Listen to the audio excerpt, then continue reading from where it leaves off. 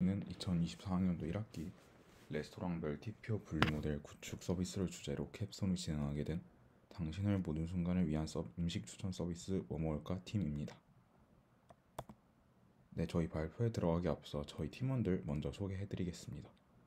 네, 일단 프론트엔드는 양원석 팀원이 서비스 페이지 디자인 그리고 웹앱 클라이언트 구현을 담당해 주었습니다.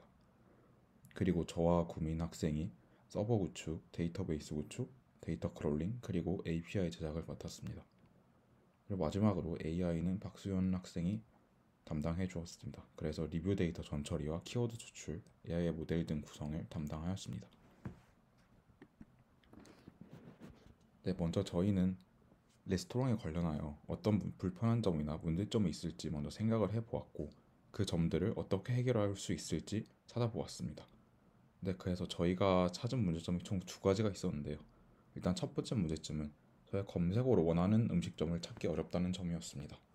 저희가 네이버나 구글에 들어가도 어떤 키워드로 검색을 해야 저희가 원하는 음식점이 나올지 은근히 찾기가 어렵습니다.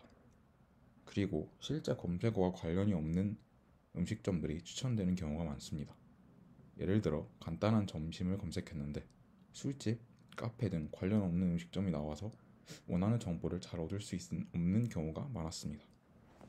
네, 그리고 마지막으로 지도가 튀는 경우가 있습니다.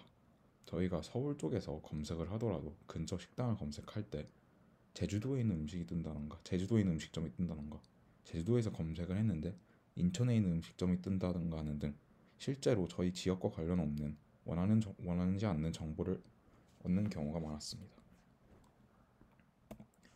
네, 그리고 두 번째 문제점은 저희가 모두가 만족할 만한 모임 장소를 찾기 어렵다는 점이었습니다. 여러 명이서 식당을 고를 때 누군가는 한강에 가고 싶고 누군가는 분위기 좋은 곳에서 음식을 먹고 싶고 누군가는 간단히 먹고 싶고 또 누군가는 학식을 먹고 싶을 때가 있습니다. 근데 이렇게 모두의 의견이 다를 경우 결국 그냥 늘어지게 되고 마지막에는 누군가가 원하는 음식점만 가거나 아니면은 모두가 원하지 않는 음식점에 그냥 원래 가던 대로 갈 수 있는 경우가 많았습니다. 네, 그래서 저희는 이 두 문제점을 저희 서비스에 녹여가지고 문제점을 해결하는데요. 그래서 이 두 가지 대표 기능들을 통해 문제점을 해결하려고 합니다. 저희가 생각한 첫 번째 기능은 다양한 TPO를 표현한 태그를 이용하여 사용자는 원하는 상황의 태그를 조합하여 최적의 음식점을 선택할 수 있는 기능을 넣어놨습니다. 이쪽 핸드폰 화면을 보시면은 태그들이 보이고 이 태그들을 사용자가 선택을 하여 사용자는 자신이 원하는 태그를 선택하고 저희는 서비스에서 사용자가 선택한 태그들을 맞는 음식점을 추천해주는 방식입니다. 일단 예시를 들어드리면 첫 번째로 점심, 간단한 그리고 가성비를 태그를 선택한 경우 저희가 그 태그들에 맞는 음식점들을 추천을 해줍니다. 또 다른 예시로 저녁, 분위기 좋은 양식 이렇게 또 다른 사용자가 원하는 태그들을 선택을 하면은 저희는 그 태그들에 맞춰서 이제 식당들을 선택하고 다른 태그들을 선택할 경우에는 또 다른 음식점 리스트를 보여주게 됩니다. 네, 그리고 두 번째 기능은 모임 투표 기능입니다. 태그를 이용해 모임 참석자 전체의 선호도를 반영한 후보 음식점을 선택하는데요. 이를 통해 모든 참석자가 만족할 수 있는 상주 선택을 도와줍니다. 그래서 일단 투표장이 이 투표를 먼저 구성을 합니다. 그래서 투표 제목, 투표 만료 시간, 그리고 이메일을 입력을 합니다. 그리고 중복 투표 여부도 선택할 수 있는데요. 그리고 그 이후에 저희 서비스의 대표 기능인 레스토랑 추천 기능을 사용할 수 있습니다. 식당 추천 받기를 누르면은 이 이 페이지와 비슷한 페이지로 이동을 하는데요. 이 페이지에서는 이제 사용자가 원하는 태그들을 선택을 하여서 그 태그들에 맞게 이 투표를 구성할 수 있게 해줍니다. 그래서 예를 들면 사용자가 트렌디나 이런 태그들을 선택한 경우 저희는 이 트렌디한 태그에 맞는 이제 음식점들을 추천해주고 사용자는 이거를 투표의 구성에 넣을 수 있게 됩니다. 그래서 이렇게 레스토랑들을 선택한 후 투표 시작하기를 누르면은 이 투표 시작하기 누름과 동시에 투표 초대 링크가 보여지게 됩니다. 그래서 투표장은 투표 초대 링크를 다른 사용자들에게 공유해가지고 다른 사용자들이 이 링크를 통해서 들어올 수 있게 합니다. 그리고 사용자들은 닉네임을 통해서 이 투표에 참여하게 되는데요. 그래서 투표 상황을 실시간으로 보여주고 투표가 만료되면 이 결과를 띄워줌과 동시에 이메일로도 발송해주는 기능을 구현을 했습니다. 네, 그리고 저희 대표 기능 두 가지를 말씀드렸는데요. 저희가 핵심 기능을 구현한 TPO 태그 분류를 어떻게 기능을 구현했는지 설명해드리겠습니다. 먼저 데이터 수집 과정인데요. 저희는 먼저 데이터 수집 플랫폼을 선정했습니다. 그래서 네이버 지도에서 저희가 원하는 지역에 있는 레스토랑들을 크롤링하였고 셀레니움을 사용했습니다. 그래서 건대, 홍대, 잠실, 강남, 신촌에 있는 이 5가지 지역을 선택을 했고요. 그래서 이 지역들에서 각자 검색 키워드를 선택을 하였습니다. 식당, 한식, 중식, 양식, 일식, 카페, 술집 등 이런 키워드를 선정하였고, 그럼 검색창에 건대 한식, 건대 중식, 건대 카페 등 이렇게 여러 개의 검색어로 입력을 하고 그 검색을 해서 나온 데이터들로 크롤링을 진행을 하였습니다. 그래서 총 3,000개 정도의 정보를 수집을 하였습니다. 그리고 그 이후에 데이터 전처리를 진행을 하였는데요. 숫자 제거, 문장 부호 제거, 띄어쓰기 교정, 오타 제거 등 먼저 데이터 전처리를 진행을 하였고, 그 다음에 명사 형용사를 추출을 하였습니다. 그 다음에 키워드 감정 등을 추출을 하였는데요. 그래서 이렇게 나온 키워드 감정들을 바탕으로 저희 서비스 태그에 맞게 태그를 매칭을 하였습니다. 그래서 그렇게 나온 결과들에서 점수가 상위 n개인 태그들을 매칭을 진행을 하였습니다. 네, 그럼 저희 핵심 기능에 대해서 말씀을 드렸고, 그래서 이제는 각 파트들이 어떻게 개발을 진행하였는지 설명을 해드리겠습니다.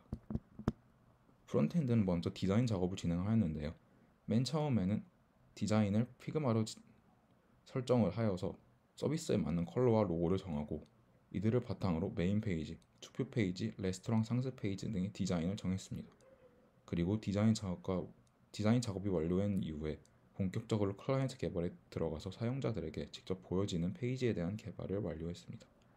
그래서 이 화면이 저희가 디자인한 화면이고, 이 화면이 저희가 초본의 로고입니다.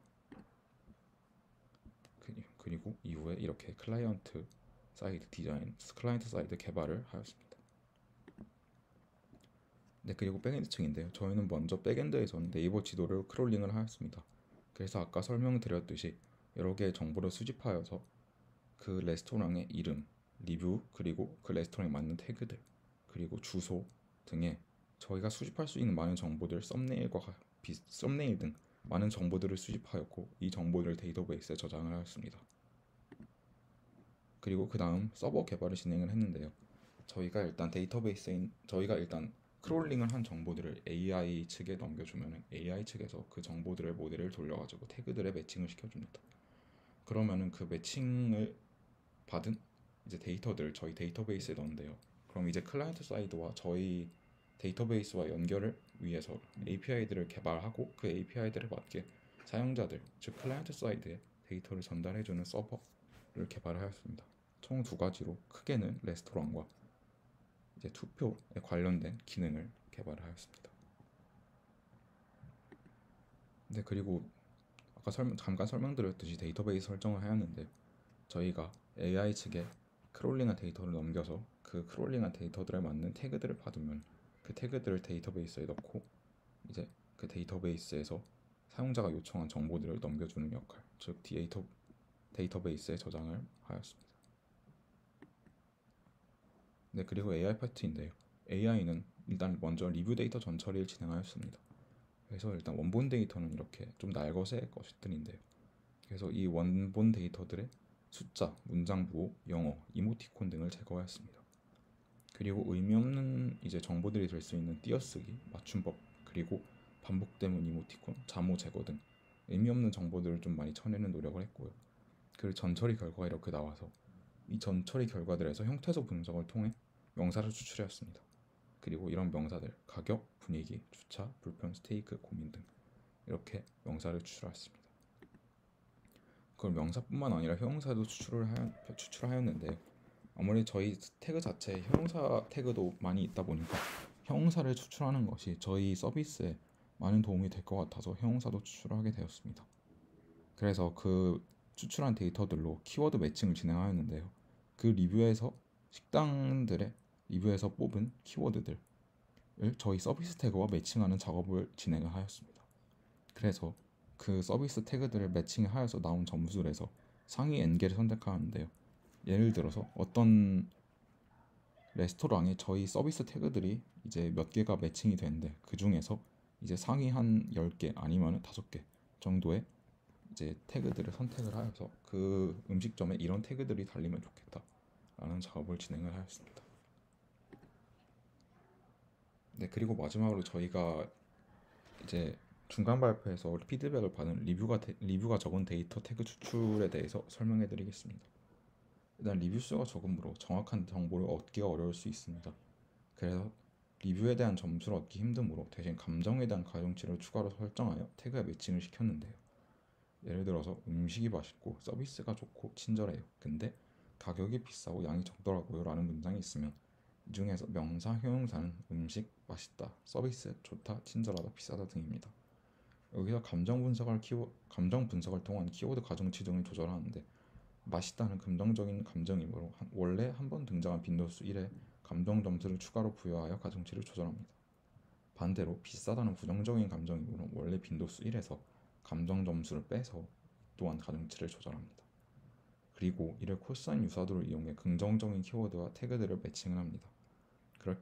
그리고 앞에와 비슷한 방법으로 이렇게 해서 나온 태그들의 상위 N개를 추출하여 그 레스토랑에 저희 서비스에 맞는 태그들을 매칭을 시켰습니다. 네, 여기까지가 저희가 개발한 과정들과 어떻게 지금까지 개발을 진행했는지 말씀을 드렸고요. 저희 이제 데모를 통해서 실제 서비스를 한번 보여드리겠습니다.